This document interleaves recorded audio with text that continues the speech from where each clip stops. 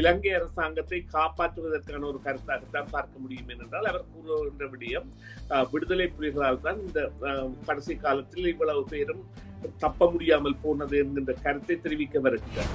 இலங்கை அரசு இந்த Justin Trudeau அவர்களின் அறிவிப்பால் அதிருப்தி அடைந்திருக்கின்றது என்பதை காட்டுவதாகவே இந்த வெளிவிவகார அமைச்சின் அறிக்கை என்பது வெளிவந்திருக்கிறது. இங்கே எரிக் சோல்ஹெம் அவர்களின் நேர்மை தன்மை என்பது கடாசி வீசப்பட்டு அவர் இப்பொழுது ஒரு இலங்கை அரசாங்கத்தின் அல்லது ரணில் விக்ரமசிங்கே ஜனாதிபதியின் ஒரு ஆலோசகராக செயற்படுகின்ற அளவிற்கு பசுமை சார்ந்த விடயங்கள் அல்லது அந்த பசுமைப்படுத்தல் போன்ற விடயங்களில் ஒரு ஆலோசகராக செயற்படுகின்ற அளவிற்கு அவர் சென்றுள்ளார் என்கின்ற நிலைமையானது அவருடைய நேர்மை தன்மையை கேள்விக்குறியாக.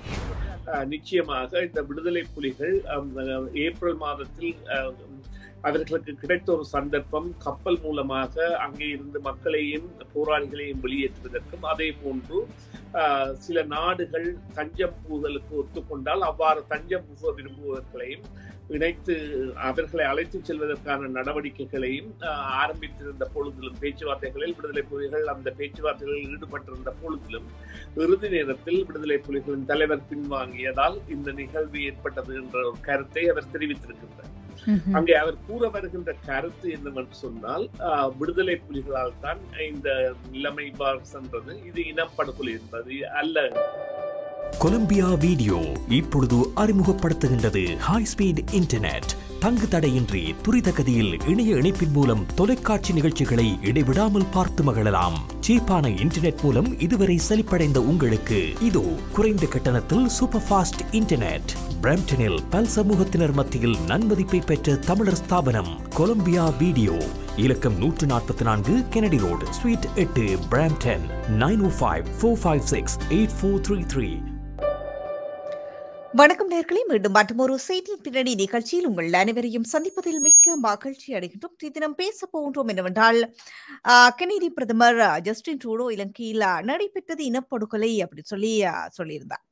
இதை இலங்கையினுடைய வெளிவிவகார அமைச்சு மறுத்திருக்கிறது. அதே சமயம் இப்பொழுது எரிக் சோல்ஹெமும் கூட அது பற்றிய இலங்கையினுடைய இறுதி யுத்தம் பற்றிய தன்னுடைய கருத்துக்களை குறிப்பிட்டிருக்கின்றார். இது பற்றிய தகவல்களை பெறுவதற்காக சுரேஷ் தர்மாவை இணைத்துக் கொள்ள போகின்றோம். வணக்கம் சுரேஷ் தர்மா. வணக்கம் சுதர்ஷினி. வணக்கம் நேயர்களே. ஆமா, மீண்டும் வரவேற்கின்றோம் உங்களை. முதலாவது கேள்வியாக, இலங்கையினுடைய வெளிவிவகார அமைச்சு கனேடிய பிரதமர் ஜஸ்டின் ட்ரூடோ கூறுவது, அதாவது இலங்கையில் நடைபெற்றது இனப்படுகொலை என்று ஜஸ்டின் ட்ரூடோ கூறியதை பொய் அப்படின்னு சொல்லியிருக்கிறார். இது பற்றி நீங்கள் என்ன சொல்ல விரும்புகிறீர்கள்? நிச்சயமாக இந்த விவகாரத்தில் கூறப்பட வேண்டிய விடயம் என்னவென்று சொன்னால், இலங்கை அரசு இந்த ஜஸ்டின் ட்ரூடோ அவர்களின் அறிவிப்பால் அதிருப்தி அடைந்திருக்கின்றது என்பதை காட்டுவதாகவே இந்த வெளிவிவகார அமைச்சின் அறிக்கை என்பது வெளிவந்திருக்கின்றது.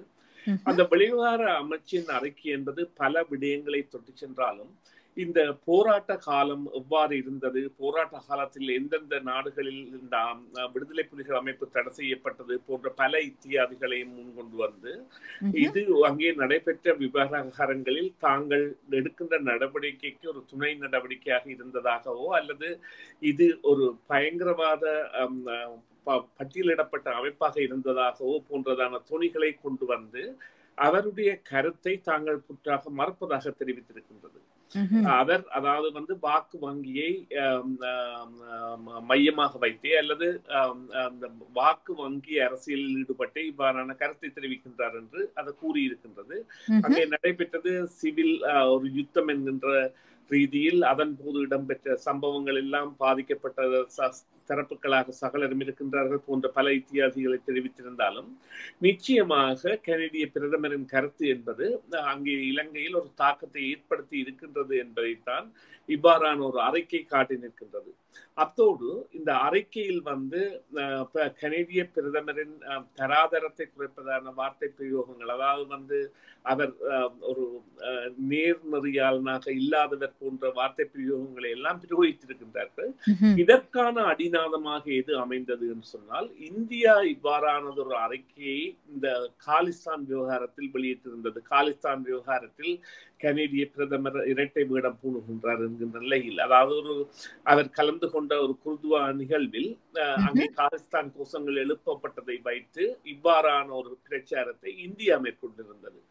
அதன் உற்சாகத்தால் இப்பொழுது இலங்கை கூட அவ்வாறான ஒரு நிலைக்கு சென்று பிரச்சாரத்தை மேற்கொண்டிருக்கின்ற பொழுதிலும் அவர்கள் கூற வருகின்ற கருத்துக்கள் பலவும் ஒத்துப்போவதாக இல்லை, அல்லது அங்கே அதாவது அந்த மனிதம் மதிக்கப்பட்டதா அல்லது மனிதம் எவ்வாறு நடத்தப்பட்டது போன்ற பல நிலைகளையும் கடந்து சென்று ஒரு சாதாரண ஒரு கண் துடைப்பான அறிக்கையாகத்தான் அது வெளிவந்திருக்கின்றது. அது நிச்சயமாக அவர்களது பாதிப்பை எடுத்து காட்டுகின்றது அல்லது ஒரு பயத்தை எடுத்து காட்டுகின்றது. இவ்வாறான அறிவிப்பு என்பது அவர்களுக்கு ஒரு பயத்தை ஏற்படுத்துகின்றது என்பதை இந்த அறிக்கை அப்படியே ஒட்டுமுழுதாக காட்டி நிற்கின்றது. அதனைத்தான் கூற முடியும். நன்றி. அடுத்ததாக எரிக் சோல்ஹெய்ம் இந்த இறுதி யுத்தம் பற்றிய கருத்துக்களை தெரிவித்திருக்கின்றார். அவர் இந்த நேரத்தில் அந்த கருத்துக்கள் பற்றி குறிப்பிடுவதற்கான காரணம் என்னவாக இருக்கும்? இங்கே எரிக் சோல்ஹெய்ம் அவர்களின் நேர்மைத்தன்மை என்பது கடாசி வீசப்பட்டு அவர் இப்பொழுது ஒரு இலங்கை அரசாங்கத்தின் அல்லது ரணில் விக்ரமசிங்கே ஜனாதிபதியின் ஒரு ஆலோசகராக செயற்படுகின்ற அளவிற்கு பசுமை சார்ந்த விடயங்கள் அல்லது அந்த பூமி பசுமைப்படுத்தல் போன்ற விடயங்களில் ஒரு ஆலோசகராக செயற்படுகின்ற அளவிற்கு அவர் சென்றுள்ளார் என்கின்ற நிலைமையானது அவருடைய நேர்மை தன்மையை கேள்விக்குறியாக்குகின்றது அல்லது அவரை ஒரு நேர்மையற்றவனாக காட்டவழிக்கிடுகின்றது.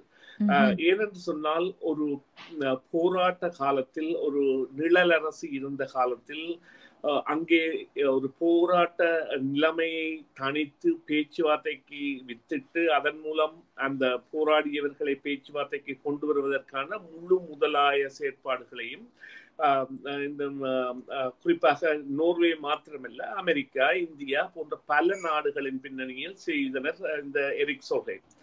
அவ்வாறானவர் இந்த போரின் இறுதி முடிவின் பொழுது அந்த முடிவை கண்ணுற்றவராக இந்த போர் அரங்கில் இருந்து வெளியேறி ஒரு நியாயத்தின் காப்பாளனாக அல்லது மக்கள் கொல்லப்பட்டது அல்லது இந்த போராளிகள் கொல்லப்பட்டது, அதாவது சரணடைந்தவர்கள் கூட கொல்லப்பட்டது போன்றவை எல்லாம் சட்டவிரோதமானவை அல்லது யுத்த குற்றங்கள் அல்லது மனித பேரவலம் போன்ற விடயங்களை அவர் சுட்டி காட்டியிருக்கலாம். அவர் அவ்வாறு செய்யாமல் அங்கே நிச்சயமாக ஒரு இணைப்பை ஏற்படுத்துவதற்கான முயற்சியை கூட சில வேளைகளில் செய்பவராகவும் அல்லது இலங்கை அரசு சார்ந்த நடவடிக்கைகளில் பங்கு பெற்றுவராகவும் இருப்பது என்பது அவரது இருமுகத்தன்மை, அதாவது டுப்ளிசிட்டி என்பார்கள், அவருடைய இருமுகத்தன்மை முகத்தை காட்டுகின்றது. இந்த நிலையில் இப்பொழுது அவர் கூறியிருக்கின்ற கருத்தானது நிச்சயமாக இந்த விடுதலை புலிகள் ஏப்ரல் மாதத்தில் அவர்களுக்கு கிடைத்த ஒரு சந்தர்ப்பம் கப்பல் மூலமாக அங்கே இருந்து மக்களையும் போராளிகளையும் வெளியேற்றுவதற்கும் அதே போன்று சில நாடுகள் தஞ்சம் புகுதலுக்கு ஒத்துக்கொண்டால் அவ்வாறு தஞ்சம் புக விரும்புபவர்களையும் இணைத்து அவர்களை அழைத்து செல்வதற்கான நடவடிக்கைகளையும் ஆரம்பித்திருந்த பொழுதிலும் பேச்சுவார்த்தைகளில் விடுதலை புலிகள் அந்த பேச்சுவார்த்தைகளில் ஈடுபட்டிருந்த பொழுதிலும் இறுதி நேரத்தில் விடுதலை புலிகளின் தலைவர் பின்வாங்கியதால் இந்த நிகழ்வு ஏற்பட்டது என்ற ஒரு கருத்தை அவர் தெரிவித்திருக்கின்றார். அங்கே அவர் கூற வருகின்ற கருத்து என்னவென்று சொன்னால் விடுதலை புலிகளால் தான் இந்த நிலைமை சென்றது, இது இனப்படுகொலை என்பது அல்ல என்று அதை மறைமுகமாக சொல்கின்றார். அதாவது இலங்கை அரசின் ஒரு குரலாக இப்பொழுது அவர் அதனை சொல்வதற்காக நாங்கள் சொல்வதாக எடுத்துக்கொள்ளலாம், அல்லது இலங்கை அரசிற்கு ஆதரவளிப்பவராக அதை சொல்வதாக எடுத்துக்கொள்ளலாம். அவர் அந்த தனது பேட்டியில், நீண்ட பேட்டியில், அமெரிக்கா, இந்தியா போன்ற நாடுகள் கூட இந்த இறுதி யுத்த காலத்தின் ஏப்ரல் மாதத்தில் இடம்பெற்ற இந்த பேச்சுவார்த்தைகளில் பங்கு வகித்தன. இந்த பேச்சு எவ்வாறு இடம்பெற்றது, அது எவ்வாறு முறிவடைந்தது, அதனால் தான் இவ்வளவு பேர் இறந்தார்கள் என்று. ஆனால் இங்கே அவர்கள் பொறுப்பு கூறலுக்கு உரிய தகுதியை அவர் கொண்டிருந்தார், அல்லது அந்த போராளிகளையும் மக்களையும் இந்த நிலைக்கு அவர் ஒரு இட்டு சென்றிருந்தார் என்பன போன்றவை எல்லாம் அவரை கூட இனப்படுகொலையில் ஒரு அங்கமாக ஆக்கிவிடும் என்பதை அவர் மறந்து ஒரு சாதாரண பொதுமகன் போன்ற ஒரு பேட்டியை கொடுத்திருக்கின்றார். அவரது உறுதியளித்தல்களும் அவரது முனைப்புகளும் இல்லாத விடத்து வெல்லக்கூடிய தரப்பாக இருந்த ஒரு தமிழினம் அங்கே போராட்ட களத்தில் இருந்து நீங்கி பேச்சுவார்த்தை மேசைக்கு செல்ல வேண்டிய தேவை இருந்திருக்காது.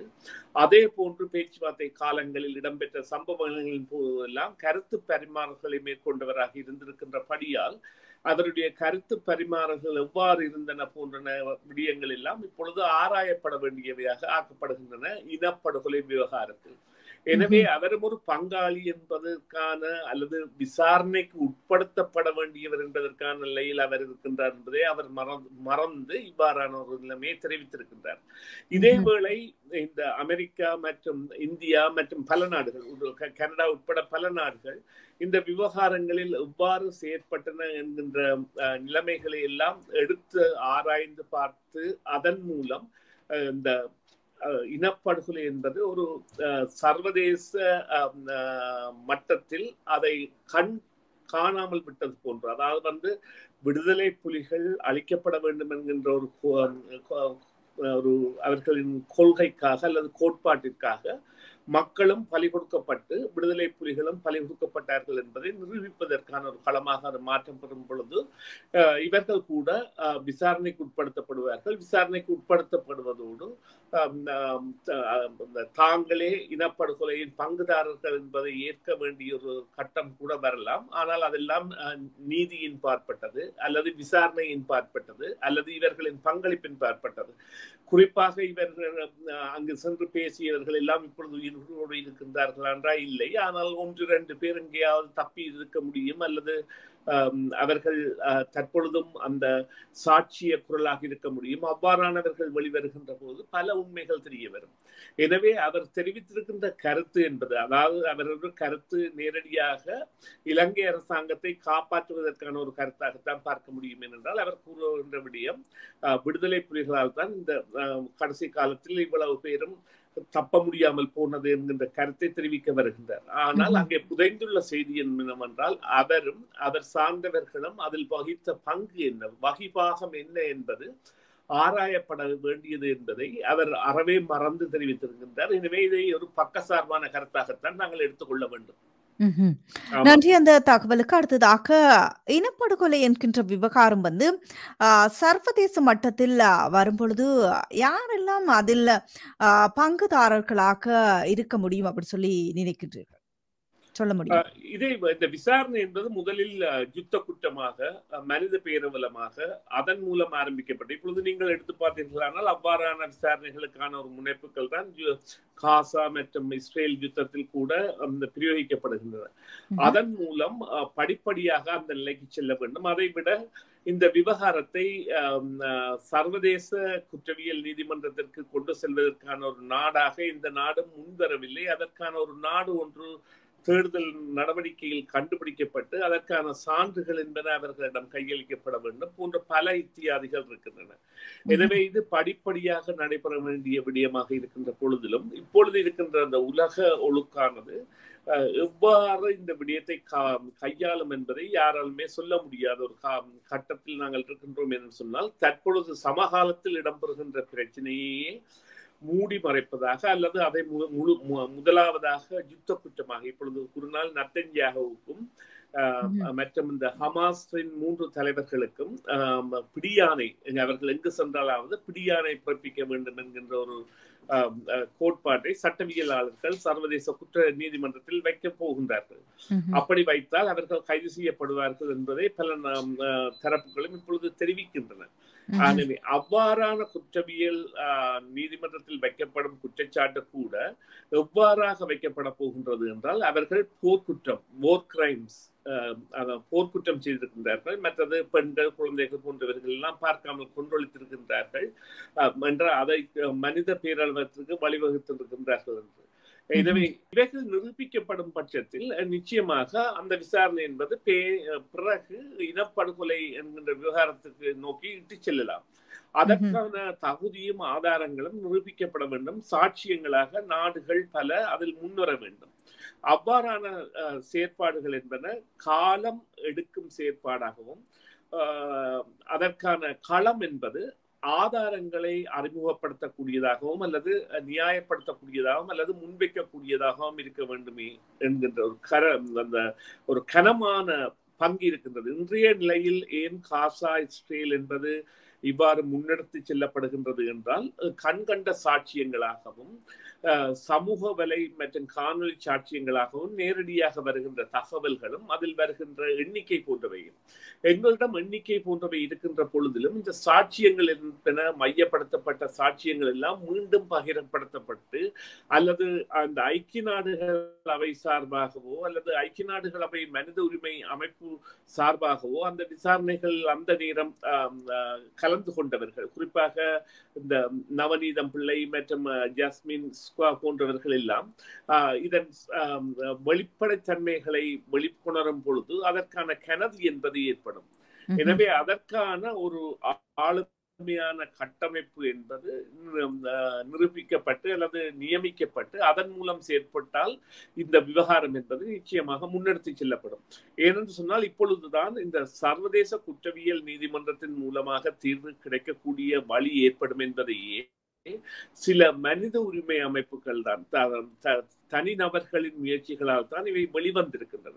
அவ்வாறான முயற்சிகளின் ஒரு கட்டமைப்பாக ஒரு ஒருங்கிணைந்த கட்டமைப்பாக ஒன்றிணைந்து செயற்பட்டால் விரைவாக இந்த விவகாரத்தில் செயலாற்ற முடியும். அதை விடுத்து பல தரப்புகளும் பல முனைகளில் செயற்பட்டால் நிச்சயமாக கால இழுத்தடிப்பு என்பது அங்கே தொடர்ந்து கொண்டே இருக்கும் என்பதுதான் இந்த விவகாரத்தில் உண்மை.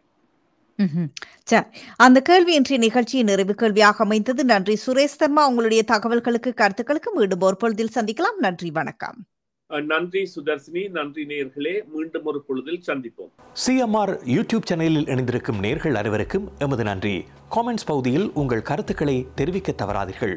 முக்கிய செய்திகள், காணொளி தொகுப்புகள், நேர்காணல் என பலதரப்பட்ட அம்சங்களையும் உங்களுக்காக தருகின்றது சிஎம்ஆர் யூடியூப் சேனல். சிஎம்ஆர் என்று சர்ச் செய்து எமது யூடியூப் சேனலை சப்ஸ்கிரைப் பண்ணுங்கள். உங்கள் உற்றார் உறவினர் நண்பர்களோடும் இந்த காணொளி தொகுப்புகளை பகிர்ந்து கொள்ளுங்கள். அருகில் இருக்கின்ற முக்கிய காணொளி தொகுப்புகளையும் தவறவிடாமல் பாருங்கள்.